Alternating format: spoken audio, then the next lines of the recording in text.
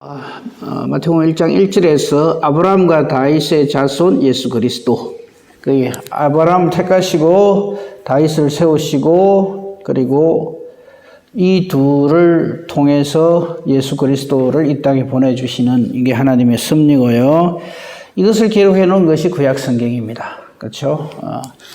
이제 그 중에서 우리 특별히 아브라함 이삭을 낳는 장면에 대해서 우리가 살폈죠, 그죠?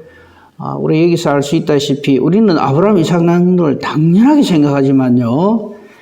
근데 사실 아브라함은 이삭이 존재하게 되리라는 걸 상상도 못하고 있었다. 그죠? 아브라함은 다메섹 사람 엘리에셀 후계자로 생각했고요. 그 후에는 자기 힘으로 하갈과의 사이에서 낳은 이스마엘을 자기 후계자로 생각하고 있었습니다. 근데 하나님의 뜻은 그게 아니죠. 그러므로 우리도요. 우리가 기도하는 게 뭡니까? 하나님 앞에 내가 가지고 있는 어떤 신앙이나 어떤 생각이나 이런 걸 하나님 앞에 아뢰는 거잖아요. 근데, 내가 생각하고 있는 것, 이렇게 됐으면 좋겠습니다 하는 것을 잘 관철시키는 것이 믿음이 아닙니다. 하나님의 뜻을 깨달아 알고 그 뜻에 순종하는 것이 믿음입니다.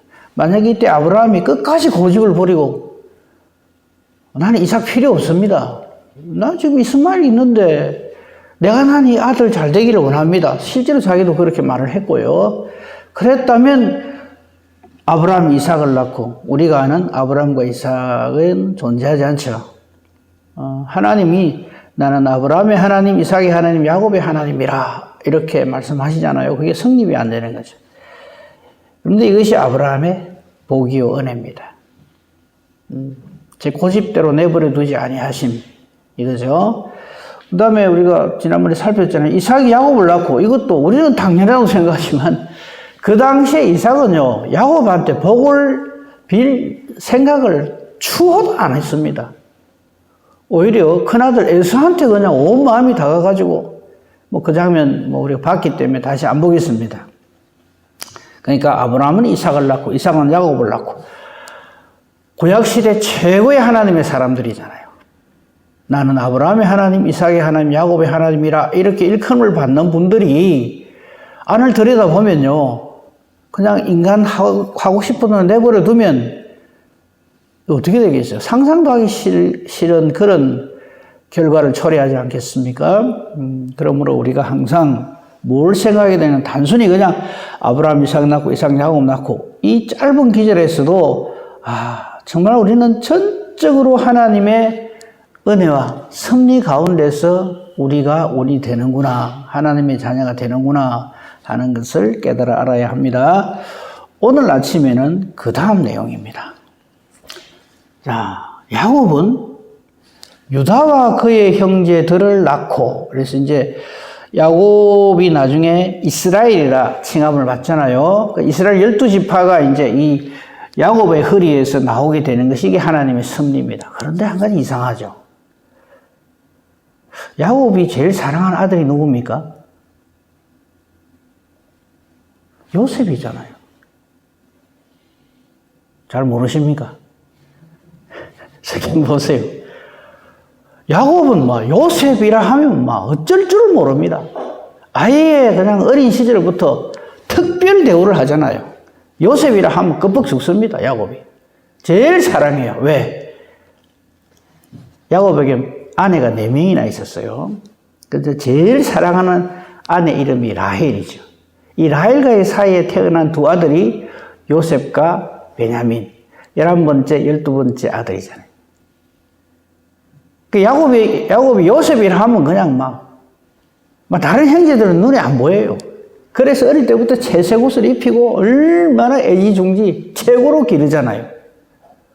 그런데 성경을 보면 요셉이라고 하는 이름은 사라지고 없어요. 자, 오늘 그 부분을 좀 살필 겁니다. 야곱은 사실은 요셉을 낳고 이래야 되잖아요. 사람 생각대로 할 것 같으면. 근데 요셉은 그 뒤에 그의 형제들을 낳고 하는 여기에 쑥 포함되어 버리고 없어요. 요셉이 죽은 줄 알았을 적에 야곱은 나 야 없으면 못 산다 한 아들이 따로 있죠. 베냐민입니다. 그럼 요셉이 아니라도 그냥 베냐민이라도 해가지고, 야곱은 베냐민을 낳고 이래야 될 낀데, 어째서 이 성경은 야곱은 유다와 그의 형제들을 낳고 이렇게 기록이 될까요? 우리가 성경을 읽을 적에 우리 성도는 워낙 믿음이 좋아서 당연히 이래 되죠. 이래 하면서 성경 보는 건 좋은데 좀 이런 생각을 좀 하면서 보면 좋겠어. 어째서? 그러니까 보세요. 아브라함, 이삭, 야곱, 그 다음에 유다 이래 연결되잖아요. 거기 지금 우리가 생각하는 상식적으로 생각되는 그런 연결은 하나도 없다 이거예요. 그래서 우리 뜻대로 되는 게 아니라 하나님의 뜻대로 되어진다 하는 것을 우리는 다시 한번 확인할 수가 있습니다. 그래서 오늘은 유다에 대해서 좀 살필 겁니다. 예수님은 유다 지파에서 나오잖아요. 그러니까 이게 당연히 이제 유다와 그 형제들을 낳고 이렇게 기록이 되는데 이 유다가요 참 골치 아픈 사람이었어요. 야곱의 12아들 가운데 제일 별나고 제일 골치 아픈 사람이었어요. 자, 그거를 지금부터 저하고 같이 한번 확인해 봅시다. 창세기 37장으로 가봅시다. 창세기 37장은 우리가 잘 아는 대로 지금 제가 그 야곱의 일생에 대해서는 생략합니다. 왜냐하면 그거 다 보려면 창세기 새로 봐야 되니까. 그거는 지금 우리가 창세기를 보는 게 아니니까요. 마태복음을 보는 거니까 그거 다 생략하고요. 37장에 보면 요셉이 형들의 미움을 받아가지고 죽을 뻔하다가 애굽으로 팔려가는 장면이 나오죠. 근데 여러분 이거 잘 한번 보세요. 성경은 이게 우리한테 자꾸 가르쳐 주는데 우리가 이게 자꾸 그걸 발견을 못 해요. 눈치를 못 채요. 자, 성경 보지 마시고 제가 질문할 테니까 답 한번 해보세요. 요셉을 애굽에 팔아먹자라고 한 형이 누굴까요? 유다입니다. 그거 놓치면 안 돼요. 잘 보세요.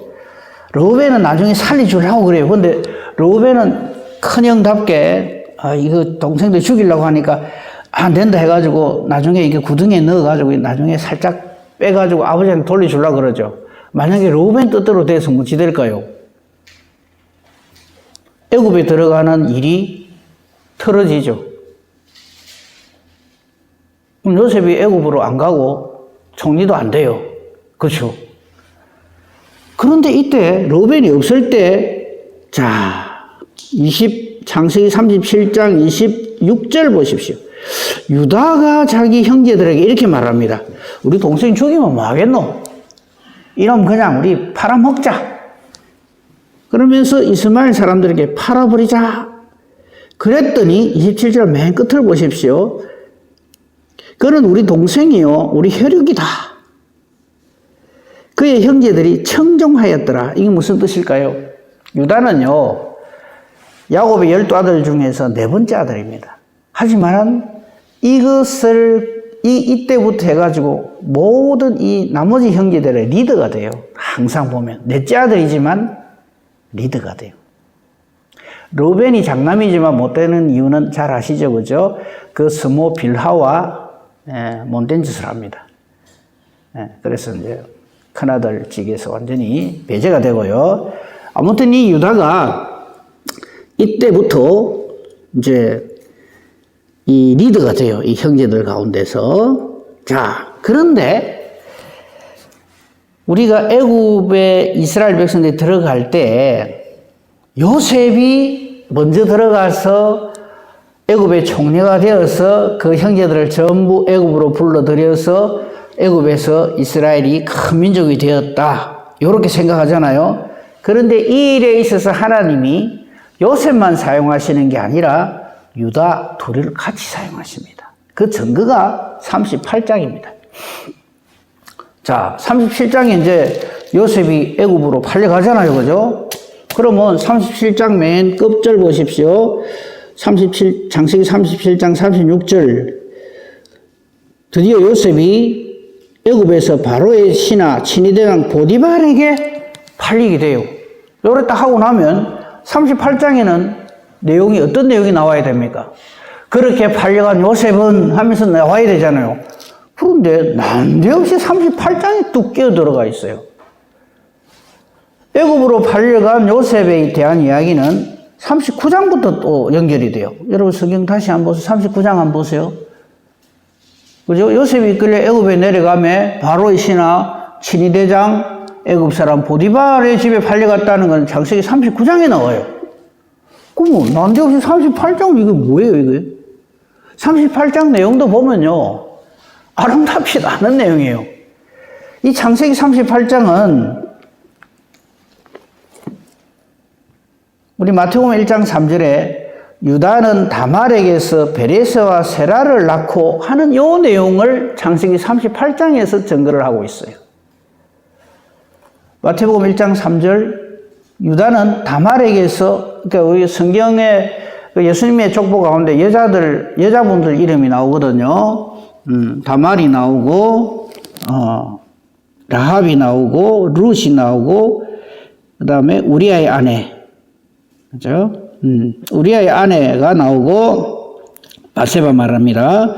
그리고 예수님의 육신의 어머니 마리아가 나오고 여자가 5명 나오죠. 그죠? 근데 이 5명이 사실은 다 그 당시 사회로 보면 문제가 있는 사람들이었어요. 아시겠습니다만 유다는 다말에게서 베레스와 세라 쌍태를 낳는데 이 다말이 누굽니까? 유다의 며느리입니다. 세상에 족보도 이런 족보가 어디 있겠어요? 시아버지하고 며느리 사이에서 후손이 나요. 기가 막히잖아요. 지금 그 내용이 38장에 나오는 거예요. 왜 그럴까요? 지금 요셉이 애굽에 팔려가는 내용이 지금 막 급박하게 진행이 되고 있는데 갑자기 유다가 자기 며느리하고 관계를 해가지고 물론 유다는 그걸 몰랐죠. 그 안에 내용을 살피려면 이야기가 길어지는데 그건 그냥 생략하겠습니다. 여러분 38장 잘 보세요. 아들 서 있는데 그 사이에 막 별일 해가지고 유다가 그 끼어 들어가지고 자기 마음대로 하려다가 하나님으로부터 혼이 나는 장면이 거기 나와 있는데 나중에 알고 보니까 이 유다의 생활이 얼마나 난잡했는가 하면은 유다가 창기를 찾아갔는데 창기 자기가 들어가서 창기와 관계를 맺은 그 창기가 바로 알고 보니까 자기 며느리인 거예요.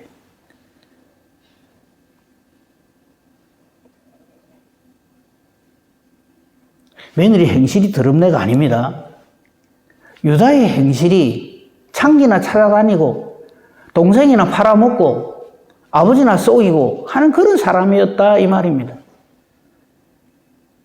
영 아닌 사람이에요. 그 사람을 하나님이 어떻게 다듬어 가시는가 하는 것을 기록한 것이 창세기 38장입니다.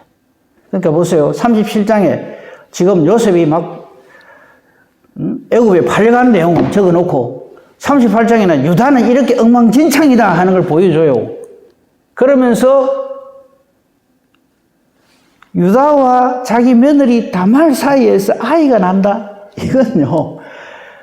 아이고 이거는 뭐 세상에서도 이런 일은 없지요. 여러분 그런 일 보신 적 있습니까? 이 말도 안 되는 기가 막힌 천인공노할 추잡하기 짝이 없는 그런 거를 딱 기록을 해놨어. 이게 뭐냐면 하나님께서 유다를 형편없는 남봉꾼에서 하나님의 사람으로 따듬어 가시는 그 내용이 이 38장에서부터 시작이 됩니다. 창세기 38장에서 뭐 이거 다 보려면 시간이 너무 없으니까 딱 주목해서 봐야 될 게 24절 보십시오. 38장 24절. 석 달쯤 지난 다음에 이제 임신 3개월이 됐죠. 유다는 꿈에도 모릅니다. 자기 며느리하고 자기 사이에서 아이가 생겼다는 것. 근데 어떤 사람이 말을 주거든요. 네 며느리 다말이 아를 가졌단다. 애를 가질 수가 없는데 행음했다. 그래서 임신했단다. 그러니까 유다가 그냥 펄쩍펄쩍 뜁니다. 끌어내어서 불살아라 이럽니다. 자기가 그래 된 거는 생각도 안 하고. 내로남불도 이런 내로남불이 없어요. 자기는 아주 거룩한 척하면서 내 며느리가 그런 짓을 해, 행음을 해, 아이를 가져서. 그럴 때 이 다말이 아주 지혜로웠죠. 미리 그 정표를 갖고 있어. 이 물건이 임자로 인해서 내가 아기 가졌습니다. 유다가 보니까 자기 물건이거든. 그럴 때 유다가 한 말 26절입니다. 이것이 유다가 하나님의 사람으로, 하나님을 섬기는 사람으로 변해가는 첫 신호탄입니다. 유다가 그것을 알아보고는 그는 나보다 옳도다 이런 말을 해요. 이게 무슨 뜻일까요?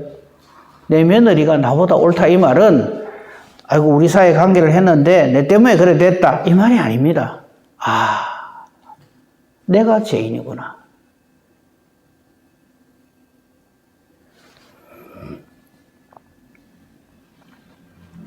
이것이 신호탄이 되었어요. 중간과정 다 생략합니다. 그러고 39장으로 넘어갑니다. 39장은 37장을 연결해가지고 한편 팔려간 요셉은 이래 되는 거예요. 그러니까 여러분 그 연속극 같은 거 보시면요, 형제가 주인공일 때 뭐 예를 들면 큰 아들은 아주 건실하고 아주 막 공부도 잘하고 이러는데 작은 아들은 개망난이다. 그럴 때 이 두 형제가 어떻게 이야기를 이끌어가는가 하는 것처럼 요셉은 지금 하나님의 역사하심으로 인해서 애굽에 팔려가서 이제 총리 대신의 길을 가고요.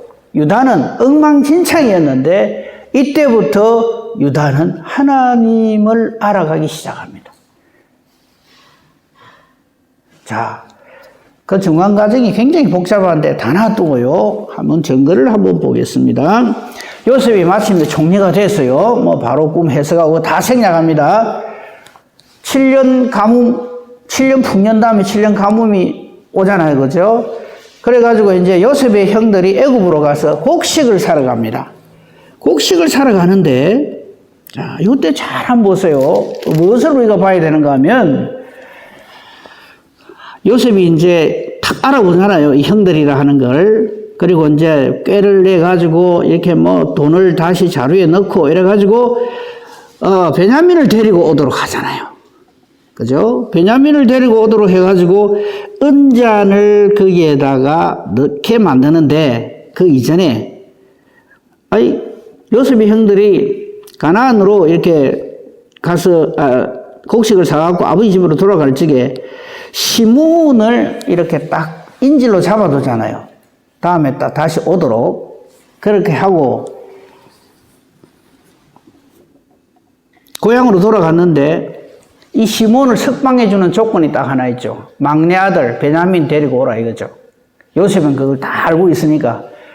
근데 야곱이 그거 보냅니까? 절대 안 보내죠. 아니 내 사랑하던 아들 요셉이 그렇게 비명 행사했는데 지금 애굽의 총리가 되는 건 꿈에도 모르고 우리 그 내용은 다 아니까요. 근데 이번에는 이제 남아있는 막내인 베냐민까지 이렇게 데리고 오라 한다 하니까 막 절대 안 된다 이럽니다. 그럴 때, 자, 43장 8절 보십시다. 6절부터 볼까요? 이스라엘이 이르되, 이스라엘은 야곱을 말합니다. 43장 6절입니다. 어찌하여 아우가 있다고 말을 해가지고 나를 이렇게 괴롭히느냐? 그럴 때 형들이 말을 합니다. 아우가 아버지 살아 계시냐? 또 다른 형제가 있느냐? 이래 물어봐서 대답했는데, 아우를 데리고 오라 할 줄은 우리 어떻게 알겠습니까? 우리 몰랐습니다. 이래 됐죠. 그럴 때 8절 주목하십시오. 유다가 아버지에게 이렇게 제안을 합니다.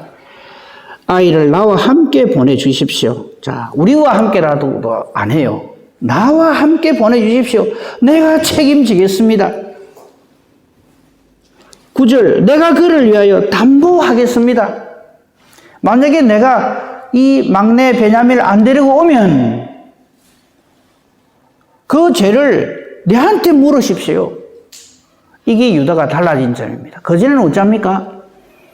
그냥 좀 자기보다 더 나은 형제가 있으면 요셉을 시기해가지고 그냥 죽이려고 들고 팔아먹고 그러면서 자기 생활은 그냥 창기나 찾아다니는 난잡한 생활을 하면서 엉망으로 살던 유다가 이런 말을 하기 시작합니다.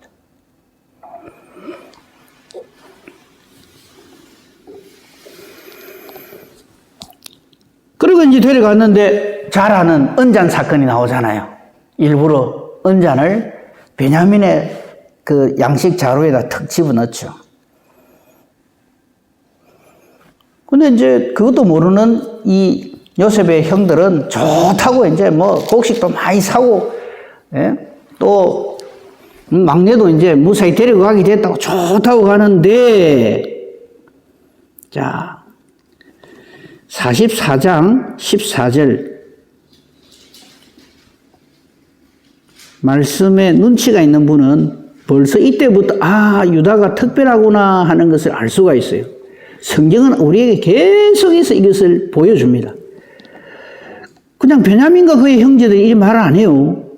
유다와 그의 형제들이 이렇게 말을 합니다. 그죠? 그리고 계속해서 유다가 모든 것을 대변해서 말을 합니다. 응? 16절에 유다가 말하되, 지금 언잔이 발견됐으니까. 그죠? 아이고, 이거 큰일 났다. 어쩌면 좋겠나. 17절, 요셉이 딱 말을 합니다. 이거 테스트 해보는 거예요. 잔이 발견된 사람만 내 종이 되고 너희는 빨리 누구 아버지한테 가라. 이럴 때 만약에 유다가 이전과 같아 뭐지 됐겠어요? 아버지가 사랑하던 배다른 형제 요셉 저거는 처분했는데 이번에는 베냐민만 끼고 도네 아버지가. 그랬는데 이번에 이제 언잔 사건이 나가지고 베냐민마저 처리하게 됐으니까 아이고 잘됐다 싶을 거 아닙니까? 옛날 그 본질이 그대로 있었으면. 그럼 그래 하세요. 뭐 할 수 없지 뭐. 베냐민이 언잔이 탐이 나서 훔쳐갔는가 보다 이렇게 생각하고 그죠? 잘됐다 이라고 갈 건데 이때 유다가 완전히 달라지는 모습을 보입니다. 그게 바로 18절입니다. 요셉은 지금 테스트를 하는 거예요. 이 형들이 변했는가 안 했는가. 근데 18절 유다가 이 애굽의 총리 대신 요셉에게 가서 이렇게 말합니다. 내 주여 그렇게 하지 마십시오 하면 쭉 하고요. 딴 말 안 해요. 33절 보십시오. 이제 주의 종으로 즉 자기 자신 유다를 말하는 거예요. 나 유다로 하여금 그 아이를 대신하여 막내 동생 베냐민을 대신하여 내가 대신 잡혀 있어서 종이 되겠습니다. 그 아이는 그의 형제들과 함께 올려보내어 주십시오. 34절 그 아이가 같이 안 가면은 내가 아버지 얼굴을 못 봅니다. 그리고 더 나아가서 두렵건대 제 해가 내 아버지에게 미침을 보리다. 우리 아버지 만약에 이 막내의 안 오는 걸 보면 무슨 일이 일어날지 모릅니다. 이런 말을 전부 누가 하느냐면 유다가 다 한단 말이에요. 이해가 되십니까? 그러니까 단순히 애굽에 들어가는 이 일이 요셉이 총리 대신이 돼갖고 요셉이 그냥 북치고 장구치고 혼자 다 해갖고 그래 갔다가 아닙니다. 애굽에서는 요셉을 통해서 하는 역사시고 가나안 땅에 남아있는 야곱과 그 식구들은 유다를 통해서 하나가 되게 하시고 그래서 이 둘이 하나님의 뜻을 딱 깨달아 알게 됐을 때 그때 요셉이 자기 정체를 밝힙니다. 그죠? 그러니까 유다의 입에서 내가 이 아이를 대신해서 잡히가 있겠습니다. 이 막내는 반드시 우리 아버지한테 돌아가야 됩니다. 완전히 유다가 달라졌죠. 그전하고 완전히 달라졌죠. 그럴 때 45장의 제목만 딱 보세요. 요셉이 형제들에게 자기를 밝히다. 이제서야 내가 요셉입니다. 라고 밝힌다 이 말이에요. 이런 준비가 안 돼 있으면요. 요셉은 계속 테스트하는 거죠. 형들이 변했나 안 변했나. 그래서 애굽에 들어가는 역사가 일어나는 겁니다. 그렇죠? 그리고 또 하나 사실 이 요셉은 애굽의 총리가 되어서 애굽의 제사장 오온의 딸과 결혼을 해요. 그러니까 혈통을 자랑하는 이스라엘 백성들 가운데 요셉 지파 에브라임 므낫세는 애굽 혈통이 섞여 있는 겁니다. 그죠? 그런 것도 있고 그 다음에 하나님께서는 미리 이 유다 지파를 통해서 예수 그리스도를 주심하고 작정을 해 놓으십니다. 창세기 49장을 보십시오. 창세기 49장을 보면요. 야곱이 죽기 직전에 하나님의 뜻을 이렇게 선포를 하는 내용이 있습니다. 이게 49장 2절부터인데 49장 1절 맨 끝에 보면 너희가 후일에 당할 일을 내가 너희에게 이르리라 해놓고는 칸 바꾸기 하고 줄 바꾸기 해가지고 하나님이 하실 일을 쫙 선포를 해요. 그게 49장 27절까지 28절 거의 끝까지 다 이렇게 하나님께서 하실 일을 선포하는데 유다에 대한 걸 한번 보세요. 8절부터 보십시오. 유다야 너는 내 형제의 찬송이 된다. 네 손이 내 원수의 목을 잡을 것이다. 즉 사탄의 세력을 완전히 박살을 내는 것이 유다 지파를 통해서 그리고 내 아버지 아들들이 내 앞에 절한다. 유다는 사자 새끼다. 즉 왕족이 된다 이 말이죠. 그리고 10절 규라고 하는 것은 홀 왕이 가지고 있는 그 막대기를 말합니다. 유다를 떠나지 아니한다. 통치자의 지팡이가 그 발 사이에서 떠나지 아니한다. 실로가 오시기까지 실로는 메시아를 말합니다. 메시아가 오시기까지 그렇게 될 것이다 하면서 이 유다지파를 통해서 메시아가 오실 것을 미리 예언을 합니다. 한 가지 좀 그거 한 거는요. 베냐민 지파를 한번 보세요. 야곱이 얼마나 막내 아들을 애지중지합니까? 그죠? 그런데 27절 딱 한 절 있는데 베냐민은 무릇 뜯는 일이라 이랍니다. 이게 뭐냐면 사람의 뜻대로 내 좋은 대로 아이고 니는 복 많이 받아라 이래 안 한다는 거죠. 하나님의 뜻을 얘기합니다.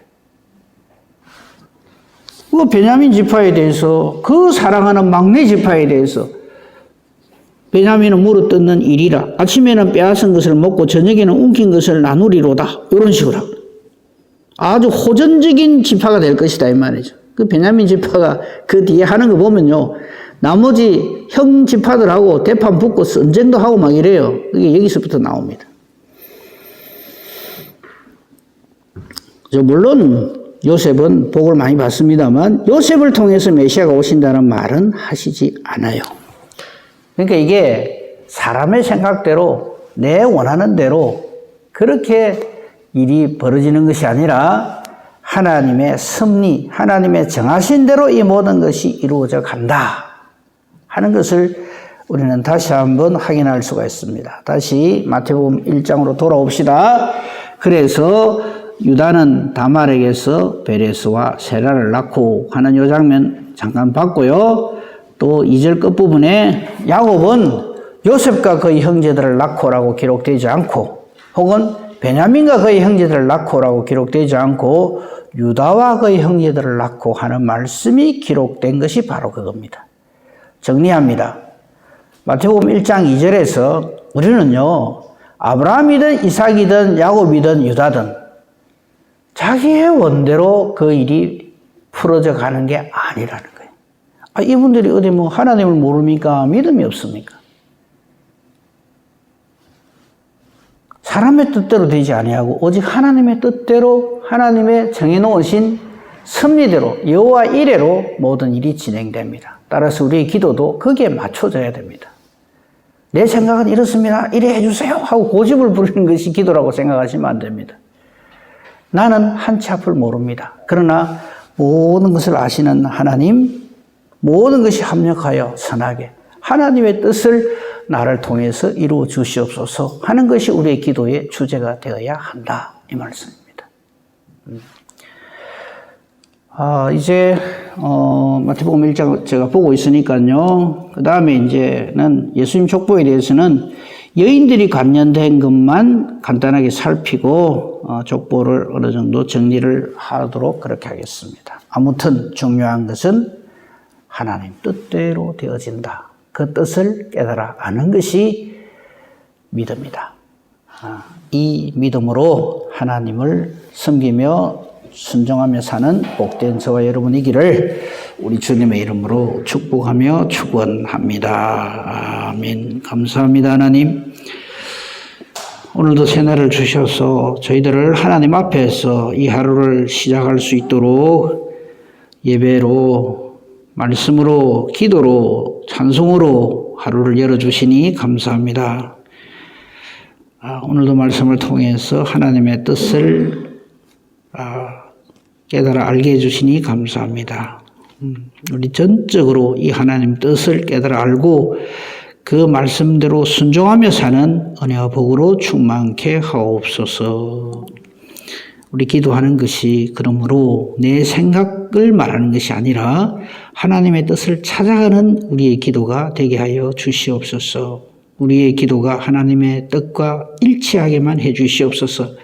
그래서 기도하는 대로 하나님이 기뻐하시며 응답해 주시는 능력 있는 기도가 되게 하시고 의인의 간구가 되게 하여 주시옵소서. 오늘은 특별히 우리 부산 노회에서 우리